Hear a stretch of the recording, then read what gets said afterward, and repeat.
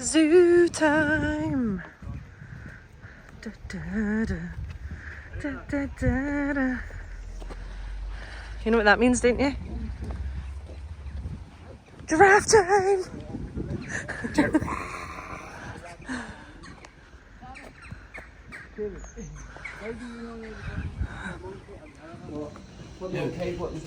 David. Orangutan? Not the orangutan. Yeah, I know. Hello and welcome. I am at the zoo today.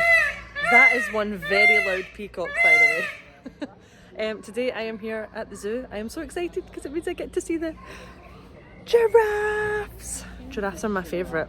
This is going to be so good. Come with me and I'll show you some of the animals. Not a lot of talking will go on. Probably a bit of a montage. Let's go.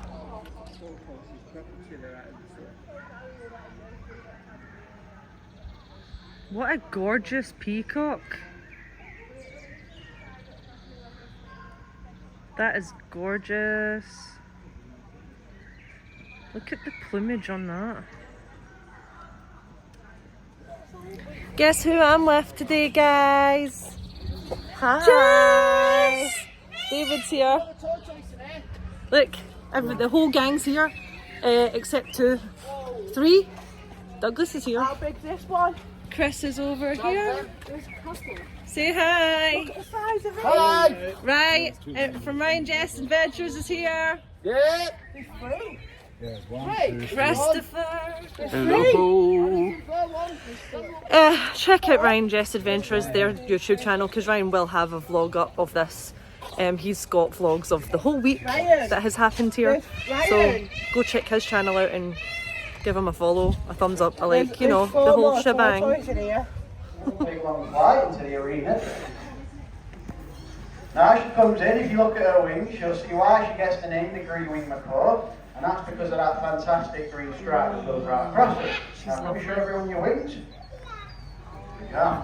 Aww, she's That lovely. really is green-winged macaw, and that's the third largest species of parrot in the world. It's only beaten by the hyacinth macaw and the kakapo. What Ruby's going to show you now is how she can move through the treetops.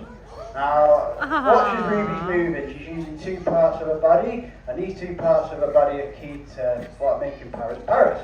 She's using a beak. Now, all parrots, they have the same shaped beak, they have that hook-shaped beak. That along with two toes that face forwards and two toes that face backwards, which scientifically we call zygodactyl feet, and that allows parrots to hang upside down like she's showing you. Now these guys are found in South America, in the rainforest, and eat a variety of fruits, nuts, seeds and berries. However, Ruby here, she weighs nearly 1.5 kilos, so she can't climb on the edge of thin branches, which may have the fruits, the nuts, the seeds and the berries on. So what she has to do is, using her beak and her feet together, pull the branches into her, and that allows her to get the tasty treat. Like so, we'll give her a big round of applause. Oh, well done, Ruby. Now, there's nothing in there, Ruby, I promise, you can come back to me. Now here at the bird display we support a conservation project called the World Parrot Trust. I'll tell you about that a little bit later on, but what we'd like you to do is what Ruby's demonstrated. If you do have any spare change at all, just ask it in the donation bucket, like so. Now we're going to call Ruby back again. Just finish off with a bit of biscuit. Don't eat the nectar, that's not yours. Come on. Is that tasty? Come on. Go on then. Oh, she's lovely. Let's go this way. Now I'll send you out to Ely. And we're going to move on to two other birds. Now I need that pot back now. Now the next two birds we're going to meet, their names are Skittles and Strepsils. And you may have already seen their species today in the zoo. We have a big aviary of about 50 of them. And these are rainbow lorikeets. Now I walked through the aviary over there. It's opening at 1 o'clock. And then you can enter the aviary with the lorikeets. And even for £1, you are able to feed them. So as I said, that's opening at 1 o'clock. I want to do that. If you wish to go meet our rainbow lorikeets and feed them. So we're going to introduce you to our two rainbow lorikeets. As I said, they're called Skittles and Strepsils. And when they emerge, you'll see why they get the name the rainbow lorikeet. Now, Skittles is a bit of a veteran of the display, Strepsils is fairly new. Now you can see why they're called rainbow lorikeets, and that's thanks to that fantastic feather coloration. It's not just for show, it does serve a purpose. If you look at their backs and the tops of their wings, you'll see that they're completely green. This is to help them camouflage in the tops of the trees, as if you imagine a bird of prey flying over him, that green would help him camouflage amongst all the leaves. Now underneath they're all brightly coloured. Now if you were to look at them up in the tree from above, those bright colours would help them blend in with the sunlight, so again they'd be difficult to see. Now these guys are native to Australia, Eastern Australia mainly, and they are still parrots. As you can see, they've got a hook-shaped beak and two toes that face forwards and backwards. However, the big difference between lorikeets and other species of parrot is what they eat.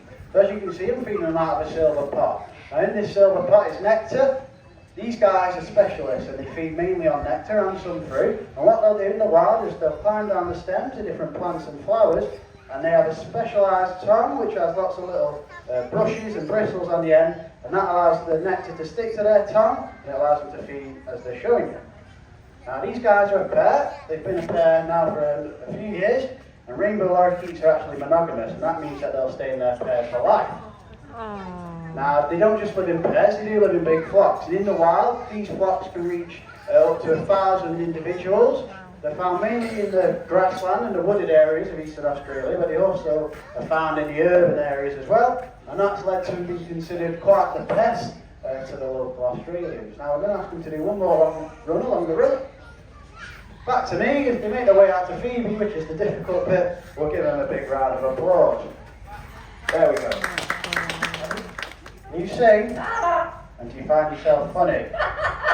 So Paddy there was showing you the ability to talk. Now I believe that parrots can talk, well that's actually not the case. What they do is they mimic the noises that they hear. So they don't have a voice box and they don't have vocal cords like you and me. Instead they use their windpipe to help mimic the noises that they hear around them, whether that's in the rainforest, in the wild, or in captivity. Paddy's picked up a few different sounds, such as cats and chickens. And he's recently started doing pigs. Pigs. Remember? Pig. So Paddy loves to follow about with birds here at the bird display. And Paddy, what do you do if you see a pretty parrot? That's right. He's lucky, he gets to give him a big kiss. Yeah. We're going to say goodbye to Paddy, but before he goes, he's got one last thing to say. Bye-bye. Now we're going to put Paddy on this rope and see if he'll make his way out the back to Phoebe. Good luck, you go, man. Now we're going to meet the other bird who's been sat patiently waiting in the tree. Its name's Ronaldo, and Ronaldo's like Ruby, he's another Greenland macaw. Now Ronaldo was actually celebrating his 40th birthday this year. However, that's not that old for these guys. In the wild, they reach ages of 60, but with the right care in captivity, they can reach ages of 80, if not 100. Now we've got a little puzzle for Ronaldo today. Now I believe that macaws like Ronaldo have the intelligence of a 2 to 4 year old child. This is the sort of puzzle you give a toddler. What we're going to do is ask Ronaldo to plot the shapes in the right flaps. Now if you look closely you'll notice that all of the shapes are different coloured. Now this is because macaws like Ronaldo are able to see in colour, the same as you and me. But not only can they see in colour, they can also see in ultraviolet, and that allows them to see in multiple range of colours. And we can, yeah, we'll give them a round of applause. But this time we're going to make it a little bit more difficult. We're actually going to mix the shapes up, and that means that you've got to use that colour vision a bit more. Now the reason that they need to see in colour vision is because of the foods that they eat. As I said before, these guys eat fruits and berries, and not all of them berries are safe to eat, and that's normally determined by the colour. And also when the fruits are ripe and ready to eat, they have to use that colour vision again to see when things are ready to eat. So we'll give you a round of applause. Now, we use their intelligence to help train them. Now, we don't just train them for fun, there is a purpose behind it. So we're going to put them on the table and do a medical check. Now, if I point, Ronaldo should roll over. Now, in this position, as I said, we can perform a medical check. This is completely on Ronaldo's terms, I can't force him to do this. However, I can check his feet, I can check his wings, I can check his body condition, and if the vet was here, we'd be able to listen to his heart and his lungs. You can look at his mouth, at his eyes, and his beak. And this is, as I said, completely on Ronaldo's terms. And once he's finished, he gets a big tasty nut, and he'll roll back over. Now, we use a method of training here with all our animals called positive reinforcement. If you've been to our sea lion display today, you'll have already seen it. What it basically means is that every time we ask our animals to perform a certain behaviour, if they decide to do it, that's great, they'll get a big tasty treat to reinforce it. If they decide they don't want to, that's fine, it's completely up to them, however they don't get reinforced with a big tasty treat. Now we're going to let Ronaldo finish this nut, Yeah, that's just the show, mate, I promise. I'm going to ask you to come back up from this bit. All that. And we're going to say goodbye to Ronaldo. Now, the next bird that's coming out isn't Ronaldo's best friend, so there might be a loud squawk and a loud shout as they cross each other. However, we're going to put Ronaldo on this rail, as he's our fastest bird on 2 legs. Aren't you? Yes. Now, are you ready? On your marks, get set, go. Now, this next bird, her name's Jill. Yeah, that's the large shout that we said about. Hello. Now, Jill is a special macaw. She's a Catalina macaw. Now, Catalina macaw isn't a species of macaw you find in the wild. Why? That's because it's a hybrid species. What that means is that it's a cross of 2 different species, and in Jill's case, she's a cross of a scarlet macaw and a blue and gold macaw, and that's what gives her this fantastic orange coloration. Wow. Good. Now, so hopefully we're going to show you a bit of flying with Jill today, and how these macaws are able to fly. So I'll take her over this side, and I set her up. She should take off. Now, Jill's got perfect wing structure, with perfect feather structure, and she also has hollow bones, and that is able to keep in flight. But what I want you to look at is her tail. Now, that tail acts almost like a rudder on a boat, and that's what allows her to steer. So ask me one more, please, Jill. Good girl. And then when I ask her to come into land, you'll see that I almost acts as a brake as well. And when she comes into land, she'll fan out that tail completely. Oh, What? you missed me. What was it? A bit tired. I'm still warmer than you used to. So that tail acts as a brake, and she'll fan it out completely, allowing her to create a lot of wind resistance, which will slow her down, and she'll come into land. Now, I'm going to ask you to come back down, girl, please. Good girl. I'm going to send you back to Phoebe. We'll give her a round of applause anyway. Are you ready? Yours? Come in. Good. Now, as I said, barn owls are found right across the globe. Now, the big difference is their coloration. Now, if you've been down to the bottom of the zoo today, you may have seen our African barn owl. They're a lot darker. They have a lot more spots, and they have a darker back compared to Bojo. Bojo here, he's a lot lighter, and his face and his chest is completely white. Now, because he's completely white, we know that he's a male. The females, they tend to have little freckles under their wings and on their chest. Now, the only other difference between the males and the females is their size. The rule with most birds of prey is that the females tend to be a lot larger and a lot heavier. And because we weigh our birds every day, we know compared to females of the past, we need Bojo as a boy. Now, we're going to ask you to fly up to there, please, boys. That's all right. That thicker. No, you don't want to go. A bit slow. Now, we're going to talk a little bit about how the barn owls catch their prey. Now, these guys have a variety of prey, including small mice, shrews and voles. He doesn't want to go. And what the big feature that they have is their hearing. Now, under all these feathers here, Bojo's actually got 2 very large ears for the size of his head. His skull is only a bit bigger than a grape. Go to that. Now, that along with his face shape, you'll see that he's got a heart-shaped face. That acts almost like a satellite dish, and that allows then the sound waves to travel towards his ears, and he can actually hear his prey from up to 100 feet away. There we go. Now, if it wasn't for that bell that Bojo was wearing on his leg, Bojo would be silent in flight. Now, they need this adaptation, as if you can imagine, they're coming up onto their catch their prey, but escapes. Now, another key feature is their eyes. You'll see that Bojo here has got black eyes. That's so that he's able to see in low light, because these guys are nocturnal hunters. Now, a good rule of thumb with most owl species is that the colour of their eyes matches up with the time of day that they hunt. As we said, Bojo here, he's got black eyes. They'd be sat on the floor, and what he'd do is he'd dive down, catch it in his beak, and he'd go and sit up in the tree. Now, not all of Bruce's prey tends to stay still. As I said, he does eat insects, and they're often in flight. One of Bruce's favourite is bumblebees, and what he's able to do is actually catch them in mid-flight. So we're going to try that again. For this time, we'll throw it up, and he'll catch it in mid-flight. Wow. Completely still, as he's moving around, and that then allows him to see how far and how fast he's got to travel to get his prey. Now we're going to say goodbye to Bruce. We'll give him a round of applause on his way out. Oh, there, people. Get all your food to the middle. Give me a bit closer. There you go.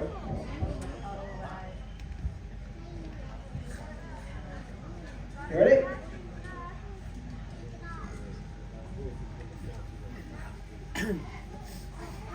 We'll just pass you out. Yeah. Now, unfortunately, that does bring us to the end of our bird display today. If you'd like to make a donation to the World Parrot Trust, The bucket will be by me at the gate. I hope you enjoy the rest of your day here at Blackpool Zoo. Thank you. Yay! Guess where we're going?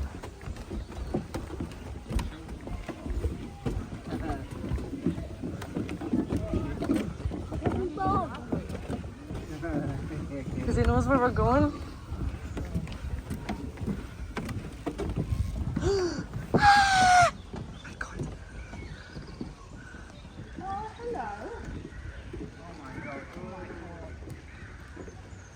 Wow!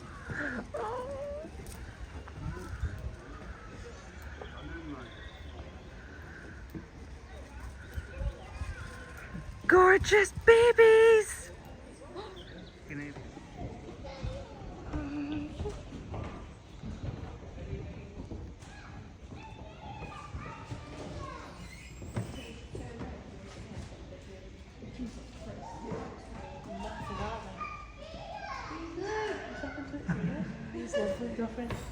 I thought his ears were like loaded down. I love them. Absolutely, absolutely love them.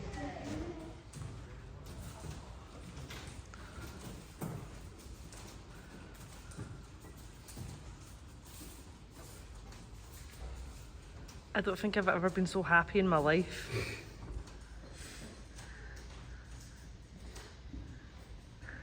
I've got you on my t-shirt.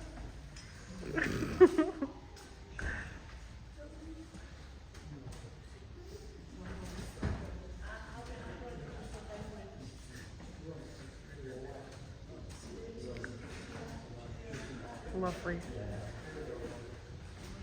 Look at the jaws gone. They're just the tune. Choo choo choo.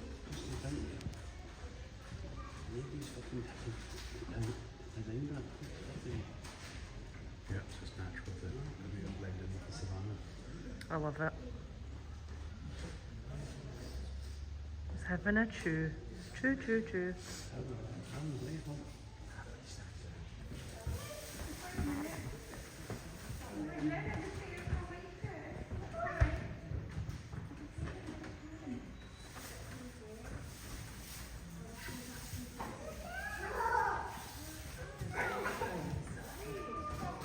I think it's a male and a female.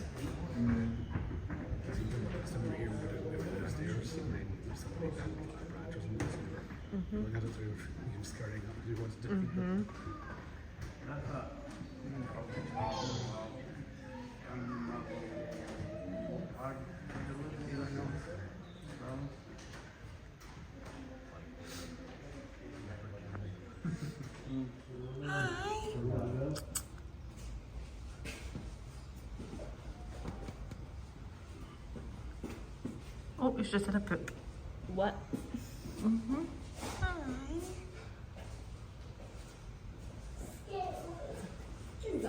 Cool. He's got really long toes. Oh, scratch here. Hi, boys.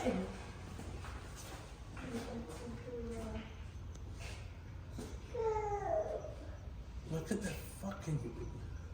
They're very, very intrigued. Wait, Mother, get it on this side. Just killing this, I'm probably getting the back. Mr. Bossy is Might be going back inside. Can you punch for people at once? Yeah. We'll see it anyway. Oh yeah, the wrong thing is not me, by the way. Yes, it is. No, it's not. That seagull's brave.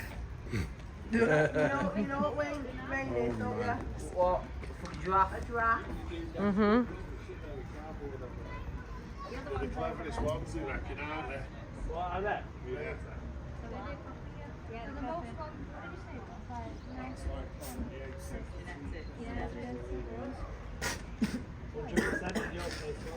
Yeah. You alright, Ryan?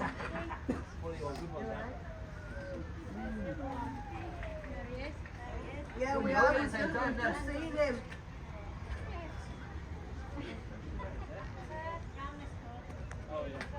Right, Mr. Gorilla If he Man. decides to turn himself all over and scratch his front instead. He's like, it looks like he's scratching his doodah. Oh, I like that one. What are these two doing? What? They look to about to mate. Well, that one keeps grabbing the other one and putting it back down again.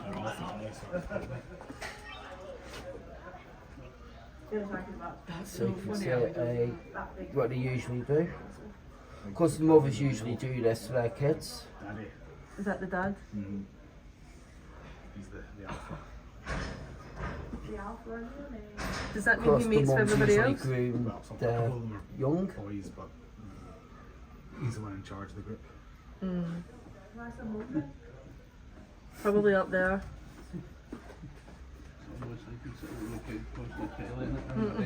I Oh, thought that's the mum. so cute. Such a sweetie, look at him. Or her.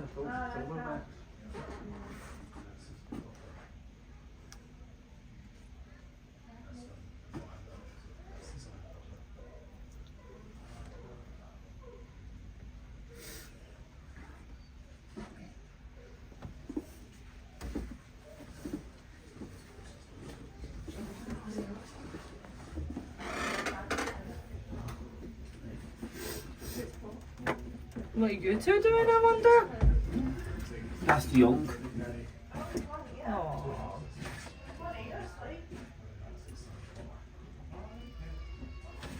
See the climbing wall? Got it on rock wall. Lucky. lucky. What's that one over there doing? Trying to get comfy, I think.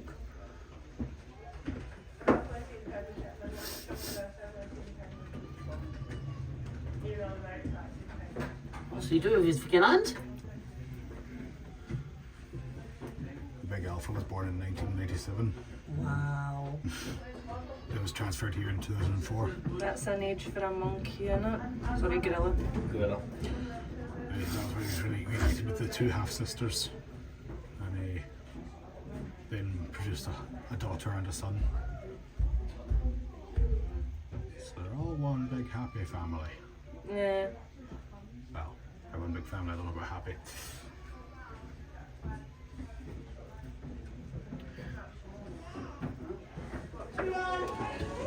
Fantastic, thank you very much. Now you're in for a real treat because we're going to have two of our Californian sea lions to do the demonstration for you. They are a mother and daughter duo. So it's one of our oldest sea lions, Lo, she's 20 years old, and her daughter, Lolita. Aww. So by making a grand entrance to our demonstration from the water tower, They really do love the water, don't they? and when she gets to the top, it's always a great way to start the demonstration if you can give her a wave. And let's see if she'll give you a wave back. Hey. And there we go. Aww.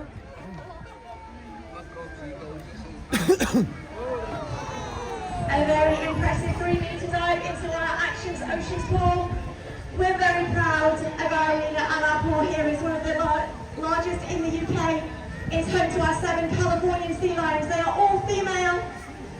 However, over the years since we opened in 1972, we have welcomed over 70 sea lion pups, Oh. many of which have joint collections overseas.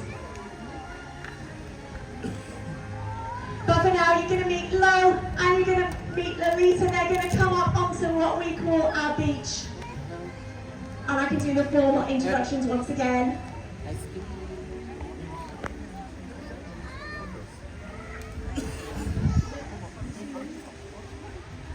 Aww. So there we go. On the right hand side we have Lo, on the left hand side we've got Lolita. Let's give them a wave. Aww. Fantastic, thank you. Now Lo and Lolita are sea lions. They are definitely not seals, although it's a very easy mistake to make. So we're going to demonstrate some differences for everyone in our audience today so you can tell them apart. So difference number one, Shona is showing you Lo's ear. It's a little wobbly bit on the side of her head. Can't see it. Very easy to spot. Now if Lo was a seal, it would simply be a hole on the side of her head covered by fur. It'd be very difficult to notice. So that's the first difference. Next difference is a bit bigger because our sea lions are going to present their front flippers. You'll see they have got very large front flippers. Seals have got very small ones. In fact, they're bigger than Shona's hand. They even have 5 claws as we have fingers. Now these big front flippers help sea lions to be very agile. Because sea lions, they can walk, they can run, and they can even climb stairs. And Lo here is going to demonstrate just how agile she is, pushing herself up on those front flippers, strutting along our beach. Very nicely done. Let's give a big round of applause, everyone. Take a bow, honey. But of course, in order to be able to tell the difference between a seal and a sea lion, we need to know how a seal would move along our beach. And Alita is going to demonstrate this for everyone. There you go, it's really quite different. She just bounces along on that big fat tummy and propels herself with her back flippers.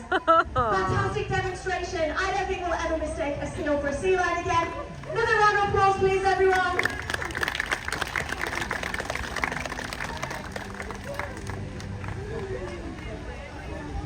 Now then, let's talk about their training. So the training is done from the earliest age, and it's done using something called a target stick, as you can see there. Sea lions can't actually tell the difference between the two colours because they're colourblind, but they can spot the difference in the shades. When they're very young, their trainer will point their stick towards the nose. Their natural curiosity will lead them to touch it. Shona will blow her whistle, which means correct, and then reward the sea lions. And these highly intelligent animals will very quickly learn to follow that target wherever their trainer moves it. Now this is very important when they're young because it means that we can move them from pen to pen and we can move them around our beach. And it means we can also start to train them on having a health check, which is of equal importance. If I could just ask anyone in the arena, please just sit down. It is a no standing arena. That'd be amazing, thank you very much. So as the sea lion gets older, the target stick is removed and our trainers use their hands. And we're going to demonstrate this for you because we're going to show you how we do our health checks using that hand as a target. So you'll be able to see that signal from Shona, and Lo has opened her mouth. Shona can give her a dental check, and while she does that, you might be able to spot that Lo there has actually got black teeth. Now sea lions are born with white teeth. Their teeth turn black over time due to all of the oil in the over 50 different sorts of fish that they eat in the wild. So that's dental check done. Next check is for those sea lions once again to present their front flippers. This is their thinnest part of their body, so if ever any blood needs to be taken, any vaccinations need to be given, this is where it will be done. And you can see just how comfortable our sea lions are presenting their flippers to their trainer, Shona. And finally, sea lions, very large playful animals, prone to the odd lump cuts, cranial graze. So it's now time to check their backs and their tummy too. So Lo's lying down on her beach. She's very comfortable, very relaxed. Shona can check her back. And then ask her to do a quick roly-poly so she can do exactly the same with her tummy as well. There we go, just like that. And this would be an ideal opportunity to do an ultrasound if she was carrying pups. Aww. Fantastic, health check complete. Let's have another round of applause, everyone.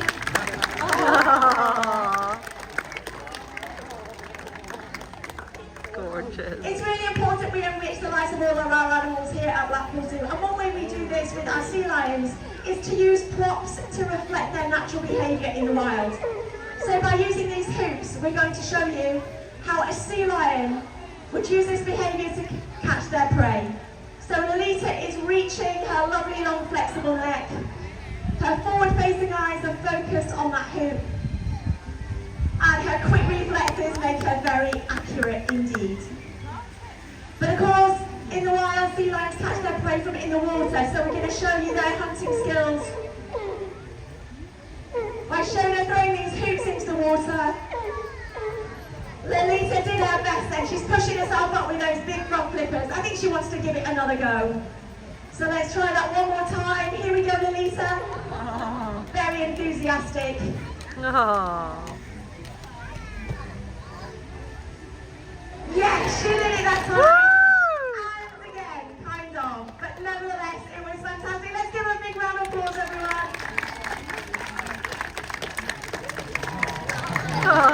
Very pleased with this up to, I think. So because sea lions catch and eat fish, it does of course mean they are a predator. However, there are animals in the wild that would like to hunt and would like to eat sea lions. And we would like to do a demonstration of one of these predators for everyone here in the arena. This is where I need your help, everyone. If you can guess what this predator is and shout out nice and loud for me after 3, I'll give you a clue. You need to check out and see what Lolita is doing with that front flipper. Does anyone have any idea what predator this might be? Shark! 1, 2, 3. Shark! Did you get that shoulder? It's gonna have to be much louder. Here we go again. 1, 2, 3. Shark! Well, go with that. It is of course a shark. So great white tide sharks, bull sharks, and even killer whales will be predators to sea lions released in the wild. But if there was a shark in the water, what would a sea lion do? He'd get on land as fast as he could, pushing himself up on those big front flippers, getting away from that shark as fast as they could. There's something else they might do if there really was a shark in the water right now. And Lo's going to demonstrate this for everyone here today. Nice, so yours. Tell him I said he's more like the walrus. There he goes, porpoising through the water, reaching speeds over 20 miles an hour, making some bubbles, dodging that shark, getting away from it as quick as she could. Fantastic demonstration. I think she deserves another clap, everyone.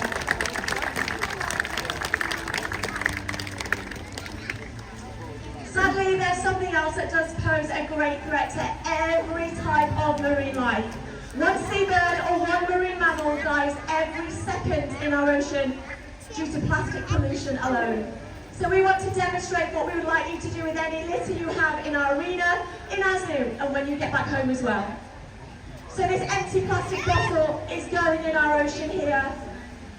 Lolita's found the litter. She's got a very tight hold of it. Before she puts it, very carefully, as she drops it, picks it up again to make sure it goes in the correct recycling bin. Oh. She's not going to give up, and nor should we. Yes!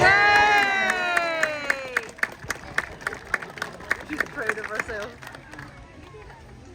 So could we all please give a massive round of applause to Lo, Lolita and Shona. If you put both hands in the air to wave goodbye, our sea lions will leave you with an incredible flippers show just how strong those front flippers are. So on behalf of Christian, Shona, Sam and myself, thank you very much for joining us for our demonstration this afternoon. We hope you've had a great day so far. We hope you continue to do so. Lo is shouting a goodbye to you. And we say please come back and visit again soon. Thank you very much.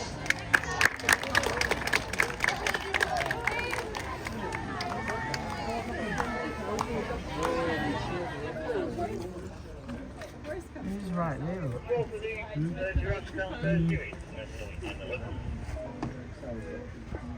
They won't have some parrots. They'll do it on apes.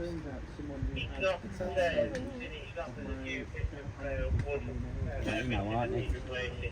Yeah. Because I emailed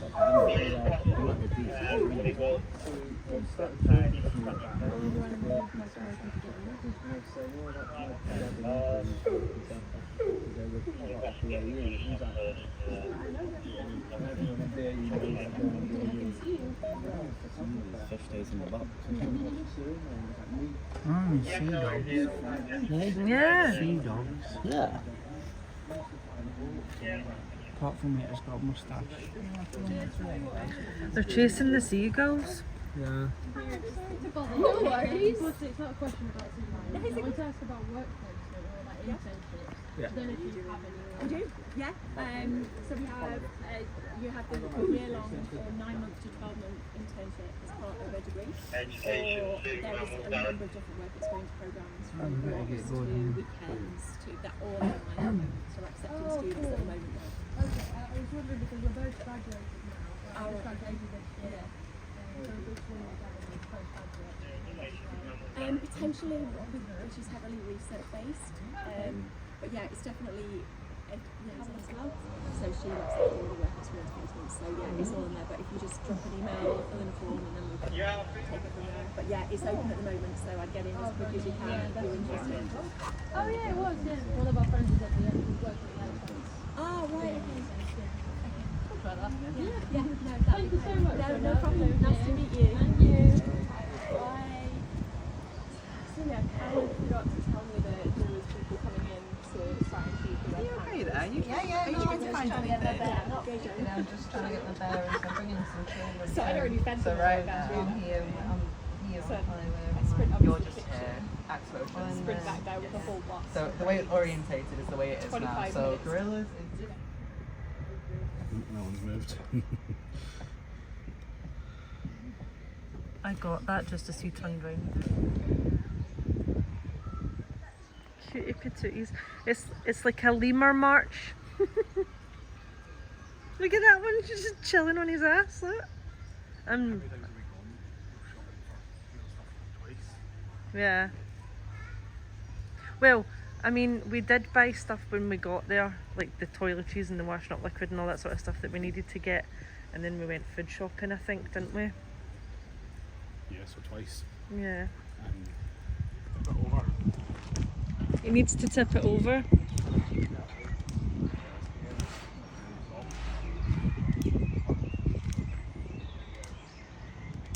Tip it, come on, tip it. You can do it. He's trying. You've got it, come on. What's in it? What is it that's in it? I think there's hay in it. No, I think it's hay. It's picking up a weapon.